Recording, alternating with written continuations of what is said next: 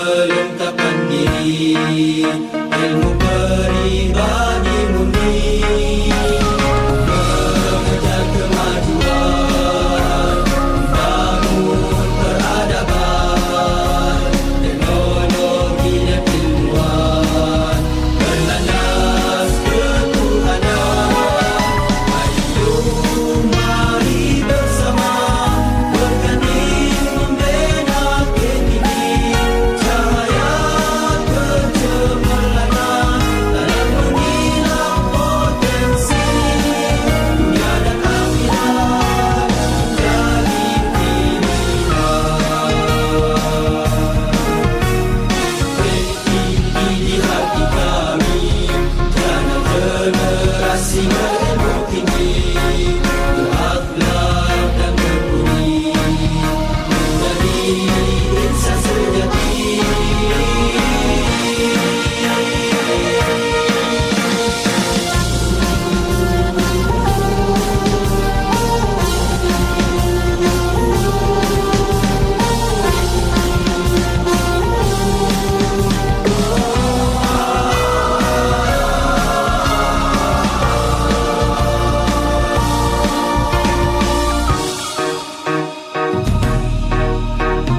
Kami warga KTV berikrar dan berjanji, melengkapkan diri, ilmu peribadi murni, mengejar kemajuan, bangun peradaban, teknologi dan ilmuwan, berlandas ketuhanan.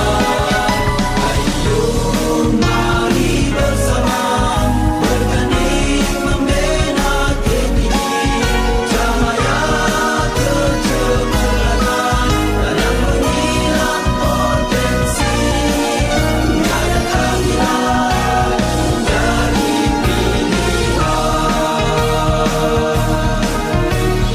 KTV di hati kami, jana generasi berilmu tinggi, berakhlak.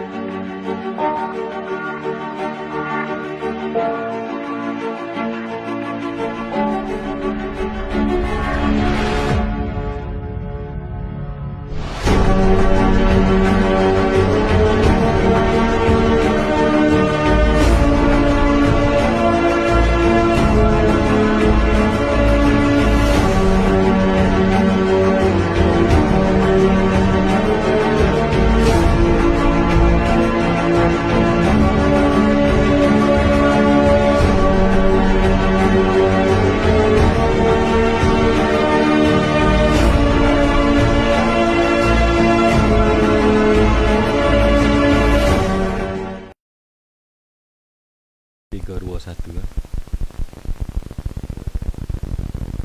A'udzu billahi minasyaitonir rajim. Bismillahirrahmanirrahim. Alhamdulillahi rabbil alamin. Wassalatu wassalamu ala sayyidina Muhammad wa ala alihi wa sahbihi ajma'in.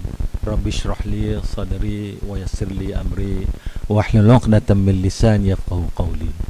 Assalamualaikum warahmatullahi taala wabarakatuh. Alhamdulillah, baiklah kita sama-sama mengaturkan setinggi-tinggi syukur kepada Allah SWT. Selawat dan salam ke atas junjungan Rasulullah SAW.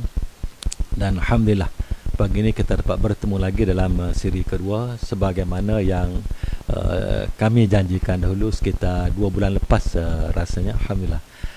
Saya juga ingin mohon maaf kepada semua kerana rancangan kita ini terpaksa kita reschedule lah lewat setengah jam kerana sikit masalah teknikal, insya-Allah.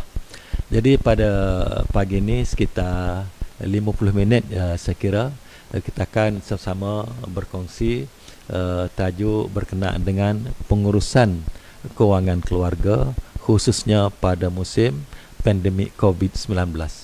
Kenapa khusus pada musim ini?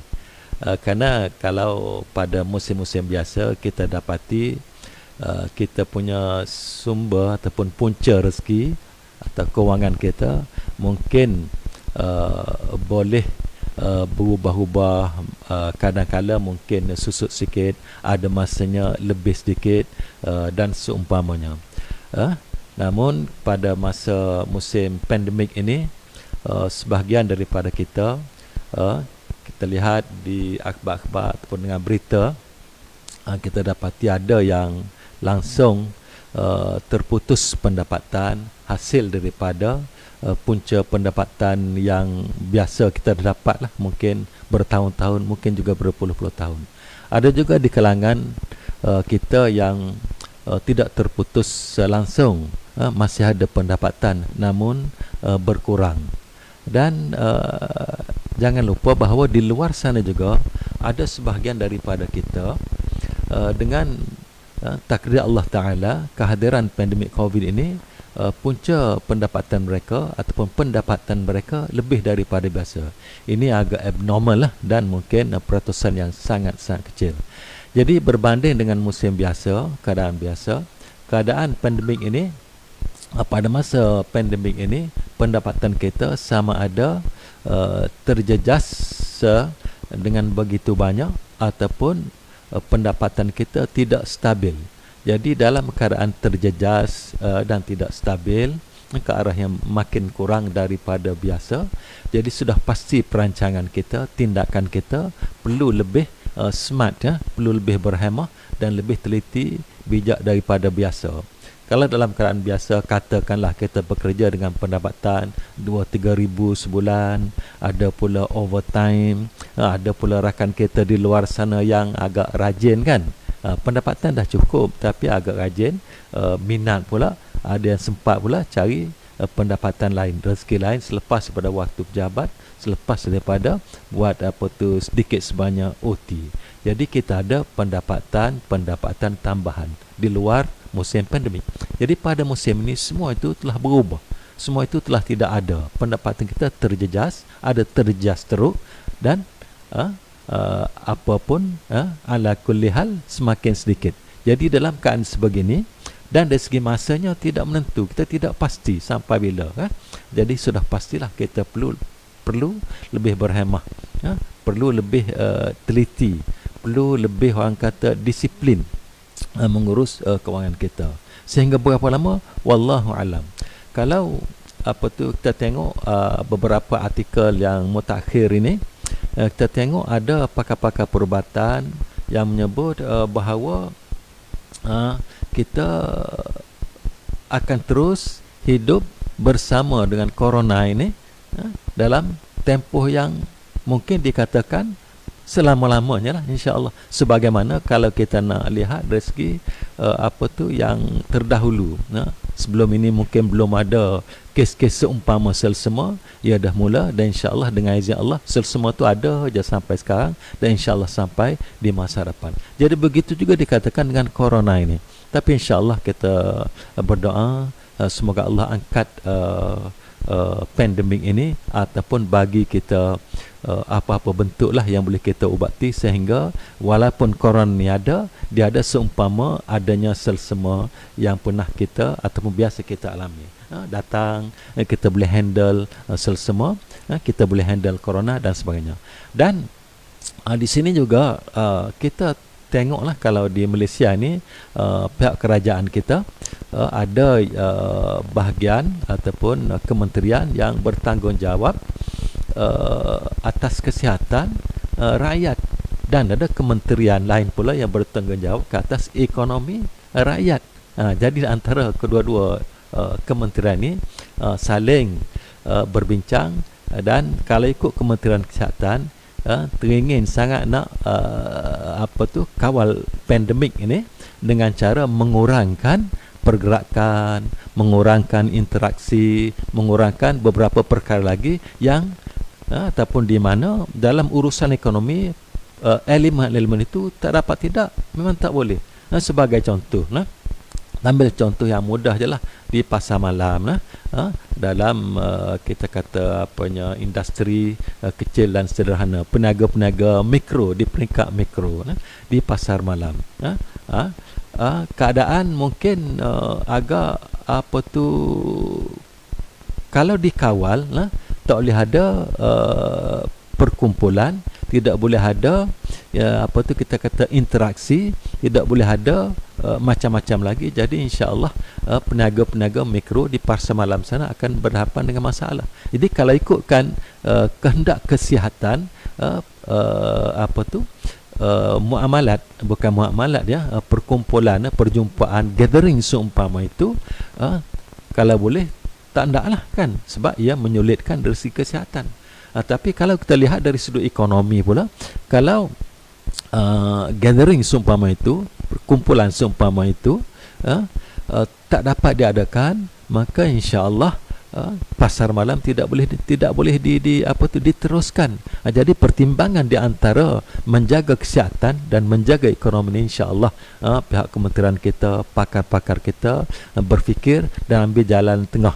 Jelah kita mari sama-sama untuk ikuti arahan di jabatan yang berwajibnya. InsyaAllah mereka berfikir, bersedang untuk terbaik bagi kita semua lah, terbaik untuk kesihatan dan terbaik untuk ekonomi kita.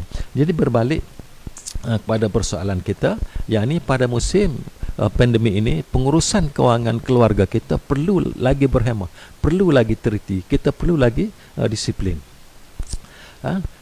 Saya suka mulakan ataupun tekankan aspek holistik ya dalam pengurusan kewangan, aspek yang menyeluruh tentang pengurusan kewangan ataupun apa-apa sajalah. InsyaAllah kita sebagai orang Islam, paksi kita ialah akidah itu sendiri. Kita bersyahadah asyhadu an la ilaha illallah wa asyhadu anna muhammadar rasulullah.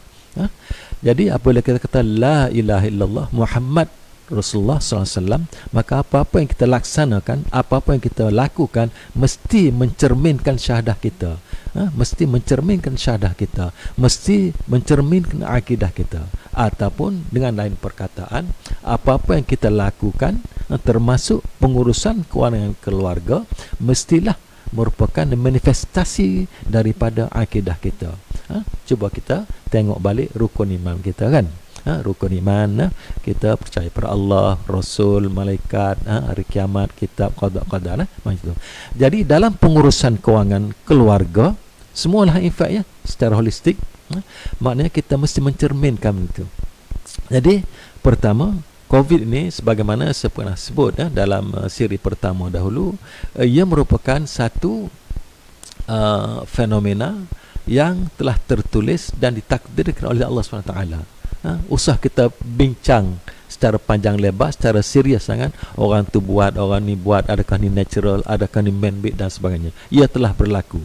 Bukan tak boleh bincang, maksud saya itu boleh bincang bagi ahli-ahli pakarnya, supaya untuk nak cari jalan penyelesaian, bukan penyesalan ya. Jadi itu ditakdirkan. Dan kita kena ingat bahawa pandemik ini, kehadiran coronavirus ini, dia di serata dunia. Jangan rasa sempit dunia kita, macam seolah-olah macam kita saja yang kena, bukan gitu ya. Kita pun insya-Allah di terasa impaknya di semualah insya-Allah. Dan nampaknya yang paling di antara yang paling teruknya di benua Amerika sana, di Eropah pun, negara Eropah pun tidak dibenarkan rakyat daripada Eropah tidak dibenarkan masuk ke mana-mana negara sekarang ni. InsyaAllah sampai begitu sekali. Kena semua. Jadi oleh itu kita tengok, ya Allah, kita kena, orang lain pun kena, insya-Allah kita sama-sama berikhtiar dalam konteks perbincangan kita pada pagi ini, dalam konteks mengurus kewangan keluarga. Yang keduanya, kita perlu juga melihat apabila Allah takdirkan sesuatu, dia ada baiknya, ada kebaikan di sebalik itu. Memanglah susah, memang susah. Apabila kena jaga macam-macam, jaga kebersihannya, sudah tentu sentiasa perlu jaga kebersihan. Ni perlu jaga lebih teliti daripada kebiasaannya. Kena ada penjarakannya, tak boleh hadir majlisnya, dan seumpamanya. Jadi apabila Allah takdirkan berlaku sesuatu, ya ada kebaikan di sebaliknya. InsyaAllah kalau kita boleh terima dengan hati orang kata terbuka, dengan pemikiran terbuka, ini ujian daripada Allah, memanglah kita susah, orang lain pun susah. Kalau mindset kita itu kita terima, jadi insya-Allah kita punya cemas itu, perasaan cemas, rasa cemas kita insya-Allah akan lebih terkawal daripada Allah. Aku kena ni teruknya macam mana ni, inilah orang tu lah mula daripada negeri sana, mula daripada pasal itu, ini buat itu, ini apa ni, itu tidak menambah baik kita, keluarga kita dan juga perancangan kita. InsyaAllah kita terima. Dunia sedang menghadapi, dan dalam konteks pengurusan keluarga kita terima dan kita cuba urus, kita rancangkan. Yang ketiga, kita cuba tengok apabila pandemik ini mula, kesan kepada kita, apakah sebenarnya kesan kepada kita, kesan pada kita. Of course kita tengok kesan dari sudut pendapatan kita. Mungkin macam saya sebut tadi, mungkin kita kena berhenti kerja, mungkin juga kita boleh bekerja, masih boleh bekerja. Saya difahamkan ada juga syarikat yang tidak retrenchment pada pekerja mereka, tapi dalam bentuk pengurangan gaji. Dia kata kita semua setuju ke tidak, kita tidak akan lakukan retrenchment dalam syarikat kita, cuma gaji kita akan kurangkan secara berkadar. Kenapa? Kerana production syarikat kita terpaksa berkurang. Apabila production berkurang, sudah pasti pendapatan syarikat berkurang. Pendapatan berkurang, maka insya-Allah bayaran kepada pekerja juga perlu dikurangkan. Dia kalau nak ikut, nak maintain standard gaji lama, kadar gaji lama, maka perlu dibuang setengah pekerja lah. Jadi ada juga syarikat-syarikat yang berbincang di kalangan mereka, dan masing-masing setuju untuk ambil kurangkan gaji, dan disebut dalam artikel yang dibaca tu sehingga ke peringkat 30 ataupun 40%. Jadi insya-Allah masing-masing berlapang dada terima, dan masing-masing buat perancangan, buat perancangan kewangan masing-masing untuk nak top up setakat mana yang perlu. Jadi balik pada persoalan tadi, sebenarnya sebanyak mana pendapatan kita berkurang daripada biasa? Adakah 100%? Ada juga, cuma saya rasa tidaklah begitu ramainya. Ada juga yang mungkin kita katakan 20%, 50% dan sebagainya. Pengiraan secara objektif ini sangat-sangat perlu. Sangat-sangat perlu. Kenapa? Sebab kita akan cari jalan untuk keluarga kita, untuk menampung keperluan. Jadi sebanyak mana? Dan perlu juga kita bertanya, kadang-kadang ada setengah majikan itu jumlah pengurangan potongan yang dikenakan ke atas pekerja dalam bentuk berkala. Contohnya ada juga majikan yang secara terbuka berbincang dengan pekerja, adakah di kalangan pekerja yang bersedia untuk ambil cuti tanpa gaji. Untuk berapa lama? Minimal biasanya 3 bulan sehingga 6 bulan. 3 hingga 6 bulan. Jadi kalaulah kita dalam option itu, dalam pilihan itu, pengurangan pendapatan kita di antara 3 hingga 6 bulan, ataupun mungkin kurangnya pendapatan kita untuk tempoh-tempoh yang tentu. Jadi ini kita perlu tulis, put down specifically, tulis secara jelas, kurang sehingga berapa, dan keadaan ini akan berterusan sehingga berapa lama. Sebab dalam perancangan nanti kita akan buat bagaimana untuk kita nak tampung jumlah yang diperlukan dan juga tempoh yang kita jangka kita akan berkurangnya pendapatan kita. Yang ketiga, insya-Allah, selain daripada pendapatan kita, punca utama daripada pekerjaan kita, penggajian, ya. Kalau kita buka borang cukai itu pendapatan daripada penggajian. Daripada penggajian, kadang-kala kita ada pendapatan lain, especially pada zaman sekarang ni, musim sekarang ni, orang banyak berjual beli, berurusan secara online. Jadi mungkin juga sama ada kita ataupun isteri kita yang full time housewife ataupun anak-anak kita yang sedang belajar, mereka ada sedikit sebanyak bisnes online. Jadi bisnes itu membawa pendapatan kepada keluarga. Contohnya anak kita lah kan, anak kita tu sedang belajar di IPT ataupun mungkin dah graduate tapi sedang menunggu pekerjaan, dan sambil-sambil menunggu pekerjaan dia terlibat dengan perniagaan secara sah online. Jadi dengan ataupun dalam keadaan sebegitu, allocation, peruntukan kewangan kepada anak kita dah boleh katakan kurang. Sebab kamu dah ada engkau dah ada pendapatan lebih kurang 100-200 sebulan. Jadi ayah mak tak bagilah. Anak pun kata okeylah ayah, okeylah abah, saya dah dapat pun. Jadi dalam pengiraan pendapatan kita, pendapatan isi rumah, selain daripada pendapatan daripada penggajian, elok juga, bukan elok lah, mesti kita senaraikan pendapatan yang lain. Sebagai contoh lah, kalau kita katakan guru sekolah lah, guru sekolah, ustaz kita, selain daripada pendapatan penggajian, InsyaAllah ada pihak masjid, masyarakat, persatuan dan sebagainya jemput untuk beri kuliah. Dan insyaAllah di kalangan pengkuliah ini biasanya sudah ada jadual tetap bulanan, 2 kali seminggu, 3 kali seminggu ataupun sekali seminggu. Itu semua insyaAllah ada sedikit sebanyak sumbangan yang agak tetap, yang boleh kita kira sebagai tetap. Jadi kalau pendapatan itu tidak ada, tidak ada, kita mesti rekodkan. All in all, akhir sekali kita secara jelas tulis pendapatan daripada penggajian kita berapa berkurang. Yang tinggal hanya sebanyak ini. Pendapatan kita daripada perusahaan kecil-kecilan lah, part time, isteri kita ada sikit sebanyak online transaction, business, dapat 400-500 bulan. Dan nampaknya semenjak COVID ni makin bertambah atau makin berkurang. Yang pentingnya lah kita put down on paper, tulis atas kertas supaya kita jelas. Jangan kita buat perancangan kewangan kita ni secara agak-agak saja. Kalau secara agak-agak, perbelanjaan pun secara agak-agak, itu yang besar kemungkinannya akan menimbulkan masalah. Jadi setelah selesai kita tengok sejauh mana kita punya kesan,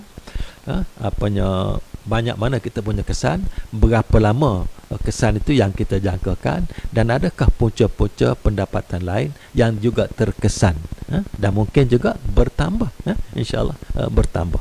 Jadi apabila kita dah tengok dah pasti, dah boleh tulis secara jelas, oh ini kesan ke atas pendapatan saya apabila Allah izin berlakunya kita kata pandemik COVID-19, bermula daripada Mac 2020, selepas 3 bulan, 6 bulan kita tulis, kalau dahulu sebelum pandemik pendapatan kita 5,000 sebulan untuk isi rumah kita. Pendapatan bergaji kita insya-Allah 3,500, 4,000. Isteri ada sedikit secara sambilan online, macam-macam lah, dengan tudungnya, dengan kain batik dan macam-macamnya. InsyaAllah ada 700-800 ringgit. Anak pula sambil menunggu untuk bekerja, terlibat dengan online dia sendiri, dan ada 200-300 ringgit. Jadi all in all itu sebelum dan selepas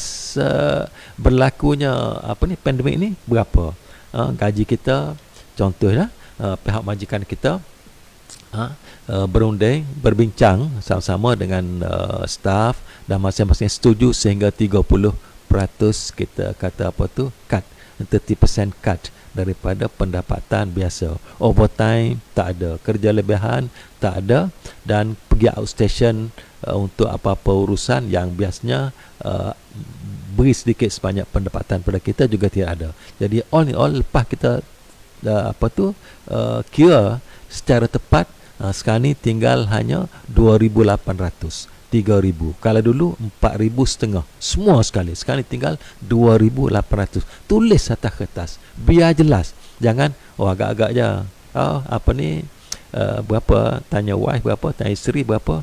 Sekarang ni bagus lah bang, apanya pendapatan kita semenjak pandemik ni, Allah izin rezeki lagi bertambah. Sebabnya orang tak nak pergi ke pasar raya dan sebagainya. Jadi nampaknya saya punya part time online ni agak menjadi bertambah situ. Abang punya, saya punya, kami setuju di syarikat kami 30% untuk 3 bulan pertama. Kemudian pihak pengurusan janji pula insya-Allah akan review balik. Kalau terpaksa 40 kadang ada di kalangan kawan-kawan kami yang terpaksa diberhentikan kerja. All in all jauh-jauh 2008 contohlah kan. Jadi apabila kita telah jelas pendapatan kita sekian banyak jumlah itu, jadi sekarang ni kita perlu tengok di bahagian the other side of our account, of our transaction, iaitu perbelanjaan kita. Perbelanjaan kita biasanya kalau kita pekerja, yang pertama sekali perbelanjaan pengangkutan kita. Dulu kita pergi dengan kereta, berapa sebulan harga petrol. Harga petrol ni walaupun gaji kita, kerja kita kurang, tapi kita perlu berulang-alik macam biasa, unless kawasan kita terlibat dengan PKP, PKPB, PKPP dan sebagainya, itu mungkin berlaku penjimatan kepada petrol. Kita buat estimate tu bahagian dapur pula, kita tanya isteri berapa kita biasa habis, sekian banyak untuk peruntukan untuk anak-anak sekolah, sekian banyak. Cuba senaraikan betul-betul. Dan oleh kerana pendapatan kita contoh tadi daripada 4,500 sebulan, sekarang ni tinggal 2,800, maknanya lebih daripada 50%. 2,800 kalau 50 lagi tambah 50%, 5,006. Kalau tadi silap tadi 4,500 ke 2,800 tak sampai separuh lah, cuma sekitar mungkin 30% and so on. Jadi apabila kita telah kenal pasti sejauh manakah kita boleh diskaunkan, potong perbelanjaan kita. Pertama tadi kita katakan petrol, banyak mana kita boleh kurangkan? Memang boleh lah, sebab sekarang ni work from home, 3 hari seminggu saja ataupun 2 hari seminggu saja, jadi petrol berkurang. Cuma kita kena ingat, apabila work from home petrol berkurang, kita perlu akan berlaku pertambahan dari segi electricity kat rumah, air kat rumah, bila ada kat rumah kan. Biasanya kita di pejabat, kita punya utility tu, quote unquote utility kita di pejabat bayar dengan electricity-nya, dengan airnya dan sebagainya. Tapi kalau dah ada kat rumah, work from home, semuanya kita kena tanggung. Jadi petrol berkurang, electricity bertambah. Tengok pula di bahagian dapur kita, apakah kita biasa beli. Kalau saya memang tak ni lah, bagi isteri tengok dia semualah kan. Kita ada cuma bagi bil je lah. Jadi kita sit down, duduk bersama, tengok apa dia. Ini dan kita cuba tanya dan bersetuju. Adakah ini kita boleh kurangkan? Adakah ini boleh kurangkan? Ini boleh, kita kurangkan. Banyak mana kita perlu kurang? Sebanyak ini. Banyak mana kita kena kurangkan? Kita kena kurangkan sebanyak tadilah. Pendapatan 4,500 telah berkurang kepada 2,800. Jadi fraction itulah, sejumlah itulah kita perlu kurangkan dalam perbelanjaan kita. Kita perlu kurangkan banyak tu. Cuma kena realistik lah kan. Kena realistik, yakni ada sesetengah perkara yang sememangnya kita tak boleh nak kurangkan. Ada setengah perkara memang kita boleh kurangkan, memang boleh potong terus. Apa yang tak boleh kurangkan, InsyaAllah kita masing-masing tahulah kan. Contohnya kalau kita tinggal di rumah yang kita sewa, sewa rumah memang tak boleh kurangkan. Kita punya hire purchase, bayar kereta, bayar motor kan, tidak boleh kurangkan, kecuali pada peringkat awal dahulu ada moratorium kan, dan ada pula secara terpilih untuk kita kata fasa kedua baru ni. Jadi kalau itu kita boleh kurangkan, kita kurangkan. Yang tak boleh kurangkan, tak apa, kita jangan kurangkan. All in all, lepas kita bincang dengan isteri kita, bincang dengan anak kita, nak engkau duduk kat universiti tu, ayah duduk bagilah sebulan 200, boleh ke ayah kurangkan? Kalau jawapan ikhlas daripada anak, tak boleh lah ayah, saya 200 tu pun ya Allah, ya ini ayah 200 tu pun saya most of the time saya kena skip saya punya lunch. Pagi saya boleh makan ayah, malam boleh makan, insya-Allah tengah hari dah memang tak boleh lah. Kalau macam itu, tulis dahulu. Peruntukan untuk anak di IPT 200 sebulan tak boleh. Put down on paper dulu. Kita nak tengok jumlah yang akhirnya. Untuk ringkas, kita katakan, lepas kita bincang dengan isteri kita, bincang dengan anak kita, anak-anak kita, kita sendiri, bajet kita sendiri, perbanyak kita sendiri. Contohnya, 3,300. Berapa pendapatan kita tadi? 2,800. Kalau dahulu 4,500, perbelanjaan kita sekitar 4,200, 4,100, ada sedikit savings bulanan, ada. Sekarang ni oleh kerana keadaan pandemik ini, pendapatan kita secara objektif kita kira telah terjejas ataupun turun kepada 2,800. Kita bincang dengan keluarga kita secara objektif, kita dah tulis 3,300. Jadi tuan-tuan dan puan saudara, telah jelas bahawa dalam keluarga kita pendapatan kita short ataupun berkurangan sebanyak 500 secara objektif. Jelas nampak. Ini penting. Kenapa? Kalau kita tidak tengok jelas sebegini, maka susah untuk kita buat perancangan. Jadi kita rasa tak cukup, kita pergi pinjam. Bulan depan boleh bayar, lepas tu tak boleh bayar. Makin tambah, makin timbun. Jadi susah.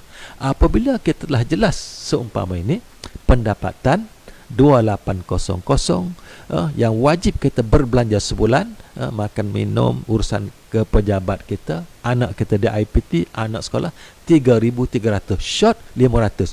Tulislah kertas RM500.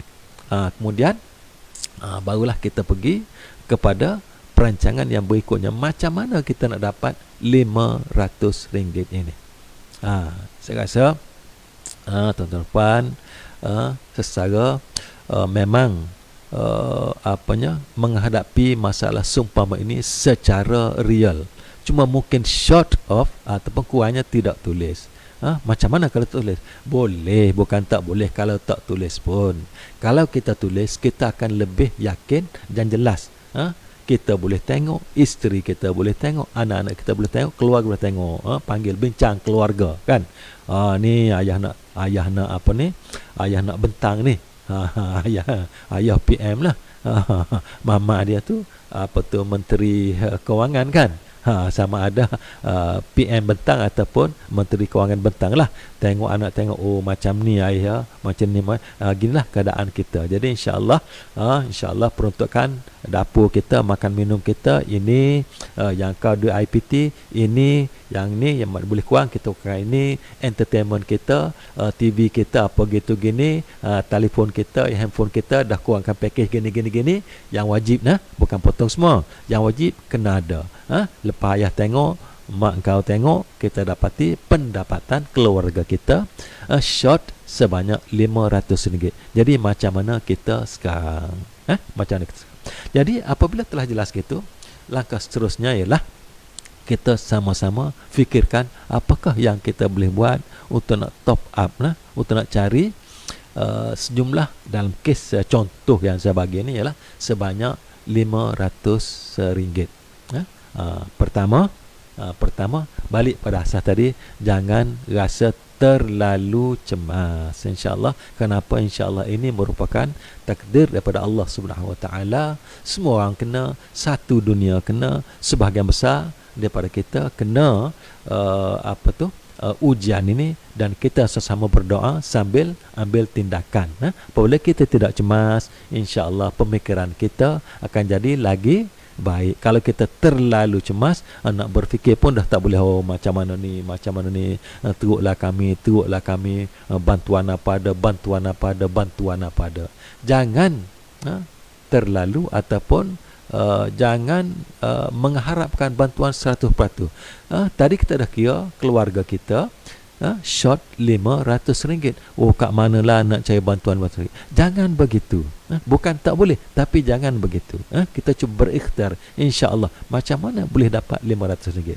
Dan tuan-tuan dan puan, sesetara, sebab itulah kalau kita tengok sekarang ni, kalau kita perhatikan, di luar sana banyak ataupun ramai ahli masyarakat kita yang memulakan perniagaan mikro secara kecil-kecilan. Kalau kita pergi kat luar sana, biasa kita pagi-pagi kita pergi pergi ke pasar, pergi ke orang Kelantan ni kita kata kedai kopi lah. Pergi kedai kopi kan. Kuih makin banyak lah. Kuih makin banyak. On the way nak pergi dekat kedai tu, kita dapati ada saja stall di tepi-tepi jalan kan. Ada je insya-Allah. Jadi itu merupakan antara ikhtiar yang telah diambil oleh masyarakat kita untuk nak menampung pendapatan yang berkurang. InsyaAllah boleh buat apa saja asalkan halal, insyaAllah, dan asalkan bertepatan dengan kehendak undang-undang. Dia berbalik pada persoalan apa yang boleh kita buat. Apa yang boleh kita buat untuk keluarga kita. Tadi sebagai contoh kan, dah ada. Tadi sebenarnya dalam keluarga yang sebagai contoh tadi dah ada. Isteri secara part time dah ada bisnes online, apa-apa sajalah, dengan tudung ke, dengan pakaian ke, dengan batik ke, dengan serunding ke, macam-macam dah ada. Jadi insya-Allah kita sudah ada pengalaman, ahli keluarga kita sudah ada pengalaman muamalah secara online. Sekarang ni kita perlu besarkan. Tadi kita dah kira kan pendapatan hasil daripada kerja part time, online part time isteri kita ada sekitar RM1,000. Dan tadi isteri kita dah sebut, bang kata nampaknya selepas pandemik ini nampaknya bertambah lah berapa? 10%, 20%. Jadi nampak di situ sudah ada platform kita, ada landasan kita yang kita telah buat. Jadi antaranya kita cuba kukuhkan, kita cuba kuatkan. Untuk satu yang saya ingin nasihatkanlah, kita sama kongsi, jangan cuba try not to go into new things. Jangan cuba untuk pergi ke dalam suatu yang baru pada kita, especially kalau dah ada benda yang dah lama, dah established. Contoh tadi isteri kita, dan kita katakan anak kita juga sambil tunggu dapat pekerjaan, mencari pekerjaan, anak kita juga terlibat secara online, jualan bisnes secara online. Itu kita sudah ada 2 platform. Jadi cuba kukuhkan di situ. Sit down, fikir, ikuti kursus-kursus dan sebagainya. Jadi kuatkan, tambahkan existing punca rezeki yang sedia. Kita cuma kukuhkan lagi. Satu. Yang kedua, sebagai pekerja, ada kemungkinankah kita punya servis kita kepada syarikat kita, perkhidmatan kita kepada syarikat kita yang kita dapat gaji daripadanya, hasil daripadanya, bolehkah kita komersialkan? Tadi contoh mudah lah kan, contoh senang lah. Kalau kita katakan guru, ustaz, dah ada kepakaran masing-masing, ilmu, kemahiran masing-masing. Contohnya guru, mungkin di sekolah dah biasa pun, cikgu-cikgu sekolah, kawan-kawan sekolah panggil untuk isi slot motivasi. Ada pula guru yang hebat dari segi matematiknya, belum lagi ada pusat tuition ni, tapi memang pelajar dah akui, kalau cikgu Ahmad ni, kalau belajar matematik dengan dia, ikuti kelas dia, memang insya-Allah mudah sangat faham. Jadi sebelum ini kita tak terlintas pun untuk jadikan punca kemahiran kita ni sebagai punca pendapatan. Kita dah bergaji, dah ada gaji tetap. Jadi pada musim pandemik ini, dalam keadaan yang kita rasa perlu kita dapat pendapatan tambahan, antara perkara yang kita boleh cuba cari, kita cuba teroka ialah kemahiran yang Allah telah berikan pada kita. Kemahiran telah Allah beri kepada kita, kita cuba exploit benda itu untuk kita komersialkan. Apa-apa saja insya-Allah. Sebagai contoh, kita di tempat kerja kita bekerja, tugas kita di jabatan infra, tugas kita di jabatan maintenance.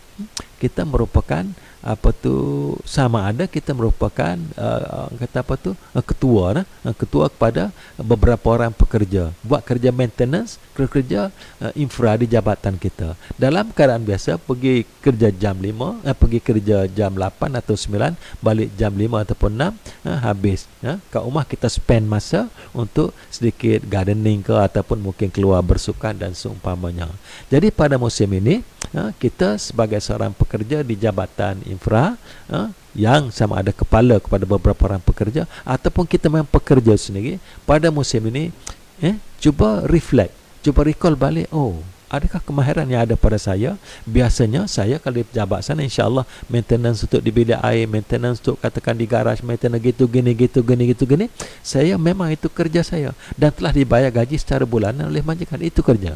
Jadi pada masa ini, oleh kerana syarikat menghadapi masalah pendapatan kita, gaji kita secara sama-sama bersetuju telah dikurangkan sekian banyak peratus. Jadi apakah tidak bolehkah kemahiran yang kita gunakan di pejabat itu kita gunakan untuk kita komersialkan di luar sana? Sebagai contoh kan, contohlah baru ni pun kat rumah saya tu ada sikit masalah piping. Jadi masuk dalam grup WhatsApp kita, siapa tukang, jadi member WhatsApp pun jawab lah, ni dia kata ni kontak ni lah, ada kawan kita boleh ni. Jadi insyaAllah siapa kontak dia, boleh Haji, boleh boleh. Dia pun datang ke rumah, insyaAllah. Cuma untuk rumah saya itu dia fix secara percuma lah kan, kawan masjid pergi beli barang ni, ada tak apa saya belikan, dia ambil, dia fix semua itu gini, belanja kopi lah kan, selesai. Jadi maknanya apa yang saya cuba ketengahkan di sini ialah cuba tengok balik apakah kemahiran kita dan kita cuba gunakan kemahiran kita itu untuk kita komersialkan. Komersialkan. Macam mana pula nak market?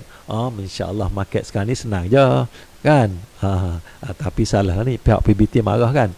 Kalau kita tengok kan, masa kita drive tu dekat traffic light, dekat tiang sana ada je macam-macam lah. Itu agak konvensional. Tapi sekarang dalam dunia maya, katakan sebagai contoh, kita mampu, kita ada kemahiran, maintenance tadi, pipingnya, plumbing dan sebagainya. Jadi why not masuk dalam grup WhatsApp, Assalamualaikum kawan-kawan, sesiapa yang ada masalah pipe bocor dan sebagainya, insyaAllah saya bersedia untuk membantu. Kalau nak letak terus kok lah kawan-kawan, ingatkan free kan, kan percuma letaklah. InsyaAllah kadarnya sangat-sangat berpatutan kan. Jadi apabila gitu, insyaAllah ada rakan-rakan kita dalam grup WhatsApp kita ada masalah plumbing, ada masalah pipe ni, dia akan panggil kita pergi. Sikit sangat, takkan nak ambil kan, kepala pipe je potong masuk gitu je. Kita kata ni macam mana ni Cik Mat? Tak adalah, tak payahlah, ini sikit sangat ambil lah ni. Tak apalah, jom kita pergi minum lah. Okey, minum boleh. Kan nak cas, tak sampai hati pula saya, ini sikit sangat. InsyaAllah. Ingat kita telah menyumbang, kita telah buat kebaikan, satu kebaikan kepada orang lain. InsyaAllah akan datang 10 kebaikan kepada kita. Itu ada hadis ya, insyaAllah. Jadi kita pun pergi minum dengan rakan kita tadi. Orang kat kedai kopi pun tanya, mana ni dua-dua ni, COVID ni kan jaga SOP. Kita kata tak adalah, saya pergi baiki ni. Boleh lah Mat, boleh boleh lah, sikit-sikit, tolong je. Nanti kalau saya ada masalah boleh, boleh je lah. Itu sudah words of mouth itu dah berat.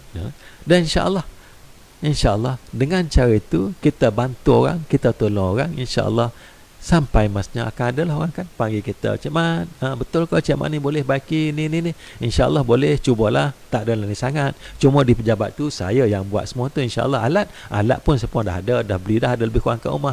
InsyaAllah seorang dan seterusnya. Dan sudah tentulah pada masa pandemik ini, apa-apa SOP yang telah ditetapkan oleh kementerian kita perlu jaga. Jadi itu kita cuba capitalize, kita cuba gunakan kemahiran kita itu untuk kita komersialkan. Selain daripada itu, macam-macam lagi. InsyaAllah anak buah saya lah, semenjak daripada dia duduk di di IPT, zaman IPT dia ni Allah izin boleh dia orang seni sikit lah kata boleh gunting rambut ni, gunting rambut. Jadi kalau masa dekat kolej tu dia gunting rambut. Boleh gunting rambut ke kawan. Berapa? RM1, RM2, minum je, beres. Jadi pada musim pandemik ini, keluarganya tak adalah terjejas sangat pendapatan. Cuma sini saya ingin tekankan ialah kita capitalize, kita gunakan kemahiran kita untuk kita komersialkan untuk dapat pendapatan, tambah pendapatan kita pada musim pandemik ini. Jadi apabila pandemik, kedai gunting pada peringkat awal memang tutup, rambut panjang. Jadi kami pun insya-Allah secara yang amat berhati-hati, kita kenal dia, sanitize gunting dan sebagainya, gunting. Jadi insya-Allah per kepala berapa? RM5. Hadiahlah RM5, anak buah kan RM10. Jadi setiap hari insya-Allah ada aja 2-3 orang, 2 orang 3 orang. Jadi bolehlah terkumpul 2-30 RM satu hari. Kalau on the average RM20 satu hari, seminggu 100, sebulan 400. Katakanlah anak buah kita tadi tu, rakan kita tadi tu daripada keluarga yang terjejas pendapatannya. Jadi sudah RM400 boleh disumbangkan daripada keluarga. Jadi kalau kita kata contoh tadi, pendapatan daripada 3,300 jatuh kepada 2,800, 500 kita perlu cari tambahan untuk nak cover basic expenditure kita. Jadi sekarang ni sudah ada 400. InsyaAllah kalau kita kata ayahnya tadi boleh sedikit plumbing, ada lebih kurang, dan begitu juga dengan pendapatan daripada online tadi, dia insyaAllah apabila kita berikhtiar, bersungguh-sungguh, insyaAllah ada jalannya. Jadi kita ada lebih kurang insyaAllah 10 minit lagi. Jadi bukan rumusan ya, kita cuba recap baliklah. Kita telah tulis secara spesifik, secara objektif, pendapatan kita kurang sebanyak, dalam contoh saya tadi, 500. Jadi kita berbincang bersama keluarga macam mana cara dapat 500.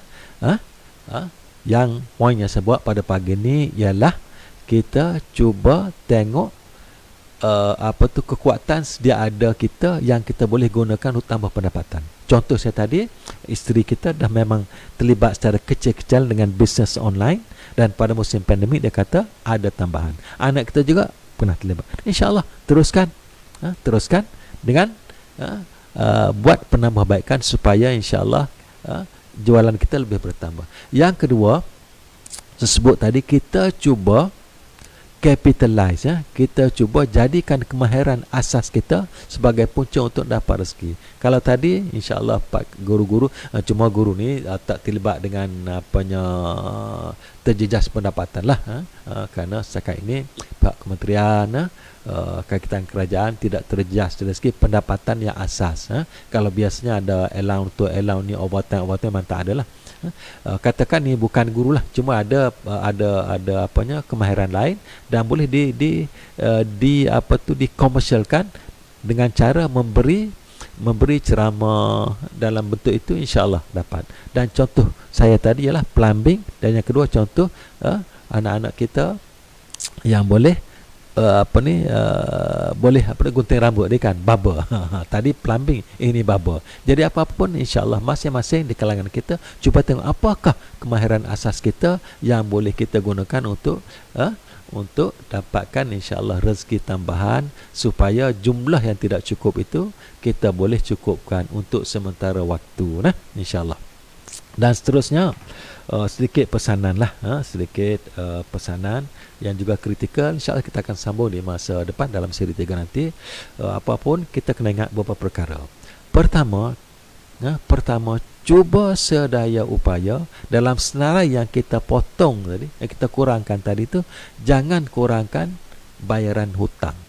Kalau boleh jangan kurangkan bayar hutang. Hutang kita terus bayar, kecuali yang ada yang moratorium lah. Kalau kita ada hutang dengan mana-mana institusi, kalau masih upaya, kita cuba bayarkan. Yang short 500 tadi tu seolah-olah itu telah termasuk bayaran hutang. Kita telah bayar hutang. Jangan cuba terbayar, kita cuba bayar hutang. Dan kalau boleh lah, ini agak kurang praktikal, tapi kalau boleh, dalam pengiraan kita tadi memang ada sedikit savings kita. Short 500 ni macam mana isterinya, macam mana kira tu bang? Ni mana nampak masuk saving 200, dia short 500 lah. Kalau kita tak save, kita short 300 saja bang. Jangan. Cuba untuk saving itu ada juga 200 ketika sebagai short 500. Sebab apa? Jadi apabila kita kira short 500 termasuk saving, kita akan berikhtiar untuk bekerja, untuk cari pendapatan sehingga saving tidak terjas. Biar saving jalan. Banyak mana saving? Kalau kita baca, kita buka buku kewangan, biasanya saving kita dia kata paling minimal kita perlu ada ialah 6 bulan keperluan bulanan kita. Dalam kes kita ini, kita katakan kita perlu perbelanjaan 3,300 sebulan. Pendapatan kita tadi berapa? 4,500. Savings kita sekian banyak. Jadi maknanya kita perlu ada simpanan kita sekitar RM20,000. Pada peringkat awal berlakunya pandemik ini, pada peringkat awal berlakunya pemotongan gaji, mungkin kita belum sempat untuk berfikir buat perancangan secara jelas. Jadi savings itulah yang kita akan ambil. Jadi by the time kita tengok, secara jelasnya ini keperluan kita, ini kekurangan kita, ini perancangan kita buat dan berjaya. Jadi cubalah teruskan untuk menyimpan dan menyimpan. Apa dia? Hutang cuba untuk tidak potong kalau boleh. Kalau tak boleh juga terpaksa boleh buat apalah. Cuma maklumlah kepada yang memberi hutang, kerana tak baik kalau tak maklum. Yang kedua saving, kalau boleh teruskan ya. Dan yang ketiga yang saya ingin highlight hari ini ialah dari segi maklumat ya. Tadi ingat peringkat awal saya kata apabila short, mana dapat bantuan, kat mana dapat bantuan. Saya dah sebut bukan tidak boleh, tapi yang utama ialah bukan di mana bantuan, yang utama ialah usaha dan bantuan. InsyaAllah sekarang kita fikir untuk bantuan ini, kerajaan kita insyaAllah amat prihatin. Untuk fasa pertama itu bermacam-macam bentuk bantuan yang telah diberikan. Itu daripada kerajaan, daripada Majlis Agama Negeri pun insyaAllah, daripada Keutiban Zakat mereka sangat-sangat prihatin banyak bantuan yang mereka berikan. Dan yang ketiganya insyaAllah bajet yang baru lulus pun banyak berbilion-bilion bantuan khusus ke atas mereka yang terkesan daripada pandemik ini. Yang pentingnya, saya tak nak sebut satu perasaan itulah. Yang pentingnya ialah tuan-tuan puan, saudara semua, yang penting ialah kita sentiasa keep abreast dengan maklumat, dengan berita, tengok paper, tengok apa tu sumber-sumber yang sahih, apakah bantuan yang ada di luar sana yang disediakan oleh pihak kerajaan, pihak majlis agama, pihak NGO dan sebagainya. Dan apabila ataupun sekiranya kita layak, insya-Allah jangan malu-malu untuk ikut prosedur mendapatkan bantuan itu. Dalam konteks ini kita kena ingat bahawa Islam ada sistem zakat kan.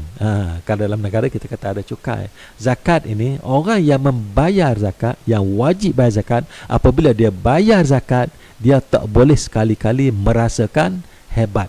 Aku bayar zakat, aku bayar zakat. Dan yang kedua, orang yang layak menerima zakat, jangan sekali-kali merasa hina, lemah kerana terima zakat. Bukan begitu. Dalam Islam, yang bayar zakat itu Allah letakkan dia di tempat bayar. Kewajipan dia, tanggungjawab dia kena bayar. Yang terima zakat pula insya-Allah Allah uji dia dengan kesusahan sehingga dia layak terima zakat. Zakat itu merupakan hak dia yang Allah peruntukkan bagi dia. Jadi dalam konteks bantuan ini, sekiranya kita layak, jangan tak layak ya. Sekiranya kita layak, dapat maklumat yang betul dan ikut prosedur yang betul, insya-Allah dapat bantuan itu. Jadi kalau tadi berbalik pada contoh tadi 500 short, kita dapat kumpul 500, ada pula bantuan yang kita layak bernilai RM1,200, bermakna lebih itu kita boleh masuk ke dalam savings kita. Sebab kita tidak tahu berapa lama pandemik ini akan berakhir. Jadi insya-Allah utamakan usaha, dapat secukupnya, mana-mana bantuan yang kita layak kita ambil, yang lebih tu kita tak payah guna, kita boleh masuk dalam savings kita. Dan kalau boleh Bukan kalau boleh lah, bukan kalau boleh saya tarik balik biar boleh. Apa-apa yang lebih kita ada tu jangan sekali-kali lupa untuk menyumbang. Sumbang dan terus menyumbang. Kerana setiap sumbangan kita berikan itu insya-Allah ada pulangannya dalam berbagai-bagai bentuk yang kadang-kala kita nampak dan dalam banyak hal kita tidak nampak. Macam mana? InsyaAllah dalam surah Baqarah kan, kalau kita bagi sedekah, bagi derma sebagaimana kan disebut dalam apa tu pecahan dalam bentuk satu tangkai, 7 biji ini saya tak ingat apa tu ayat tu, cuma akhir sekali saya ingatnya ialah sekali satu yang kita bagi, satu ini kita bagi insya-Allah boleh sampai kepada 700 ganjarannya. Dan akhir sekali ayat itu sebut bahawa Allah boleh bagi sebanyak mana yang Allah nak bagi. Jadi insya-Allah dalam rezeki kita yang kita dapat, kita telah rancang, bincang banyak mana tak cukup, macam mana nak cukupkan, kita telah buat usaha, Allah dah bagi, tengok pula bantuan dapat juga, kita boleh tambah savings kita. Dan jangan lupa insya-Allah terus menyumbang. Kerana apabila kita menyumbang, Allah akan bagi banyak perkara pada kita. InsyaAllah di antara yang mungkin Allah bagi pada kita, kita tidak nampak, ialah kita tak kena COVID itu sendiri kan. Dalam kita lah mencari rezeki sana sini dengan pakai masknya, dengan penjarakannya, dengan sanitizernya. Tapi insyaAllah yang buat gitu juga kena. Jadi insyaAllah dengan sumbangan yang kita berikan itu, Allah rezekikan balik pada kita, bukan dalam bentuk pertambahan RM, tapi dalam bentuk kesihatan. Allah babaskan tidak kena virus itu. Jadi saya kasihlah sikit pada pagi ini, kita telah bincang sedikit tentang senario asas dalam pengurusan ini. Kita terima insya-Allah sebagai takdir, berlapang dada, kita berusaha secara praktikal nilai berapa sebenarnya yang telah terjejas secara spesifik, dan tengok berapa sebenarnya kita perlu, kita usahakan di samping cari maklumat, dapatkan apa yang kita boleh dapat, dan insya-Allah terus simpan, menyumbang. Kerana di sana banyak kebaikannya. Dan sekiranya kita rasa kurang jelas apa nak buat, bagaimana nak buat, tak apa nak jelas, insya-Allah rujuklah kepada pakar-pakar kita. Ramai orang yang boleh dirujuk di luar sana insya-Allah. Kalau perlu ada rasa ingin hubungi saya, insya-Allah sentiasa dialu-alukan. Dan tuan-tuan saudara semua, tempat rujuk yang paling utama sekali ialah AKPK, Agensi Kaunseling dan Pengurusan Kredit. Memang kerajaan melalui Bank Negara telah menubuhkan AKPK, telah tubuh AKPK untuk bantu masyarakat dalam mengurus kewangan, insya-Allah. Mereka sekarang ni orang AKPK sangat sibuklah sekarang ni, kerana pihak kerajaan sentiasa call mereka, berbincang dengan mereka macam mana nak sampaikan maklumat kepada masyarakat, macam mana nak bantu masyarakat supaya pada musim pandemik ini, dalam yang terjejas kewangan mereka, keluarga mereka, boleh kita bantu supaya mereka boleh get through ataupun manage